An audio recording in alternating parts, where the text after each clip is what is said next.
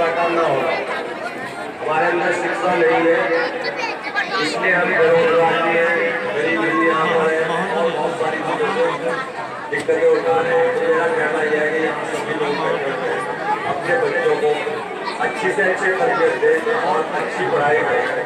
जब तक ये इनकी रोशनी हासिल नहीं करेंगे तो इनके अंदर इतिहास नहीं होगा, और अगर इतिहास नहीं होगा तो तरक्की नामुमकिन है। इतिहास के बिना तरक्की नहीं होती। यहाँ पर आपस में भाई भाई के साथ लड़ रहा है, एक दूसरे में आपस में लड़ाइयों की वजह हमारी कमजोरी है कि हम लोग तरक्की नहीं कर पा रहे। तो मेरी सभी बच्चों से भी, और यही बच्चे हैं जो देश के लिए आगे चलकर बनेंगे। दोस्तों, ये डिजिटल इंडिया बनने जा रहा है, हमारे सामने सारा नक्शा है, इन पर आदमी को कितनी परेशानियाँ झेलनी पड़ेगी। अगर हमें बच्चों को नहीं कराएंगे तो आने वाले टाइम में हमारे लिए और भी ज़्यादा दिक्कत होगी। तो अपने बच्चों को बेहतर तरबियत दें और अच्छी पढ़ाई करें। वो दौर पहले आगे नहीं राजा का बेटा ही आगे बढ़ेगा, अब वो दौर नहीं है। आज राजा बनेगा जो काबिल होगा, और काबिल कौन होगा? काबिल इन्हीं बच्चे में से निकल के आएगा। ऐसा नहीं है कि राजा का बेटा चाहे काबिल है या नहीं है, उसे गद्दी में बिठा दिया।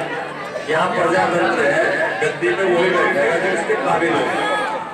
और काबिल हम कैसे बन सकते हैं ये आप सब लोगों को पता है। हमारे बच्चे जब इल्म हासिल करेंगे, नौकरी में जाएंगे और बहुत सारी चीजें, बिना पढ़े लिखे कुछ नहीं है। शिक्षा पे सबसे ज्यादा ध्यान दें और अपने बच्चों को अच्छी से अच्छी तरबियत देने की कोशिश करें। आदमी 2 रोटी खाता है, उसमें से आधी रोटी कम खा ले, लेकिन ये नहीं है कि बच्चा मदरसे से घर गया, चल बेटे दांते डाले घास ले जाके बढ़िया बुद्धि करी कंगर कुत्ते। बच्चों को पढ़ाओ। हम लोग इस चीज़ पे ध्यान नहीं देते, छोटे छोटे बच्चों को मजदूरी के लिए भेज देते, और ये सबसे बड़ी हमारी कमजोरी है। बस मेरा तो यही कहना है, इसके साथ ही भारत का है गणतंत्र दिवस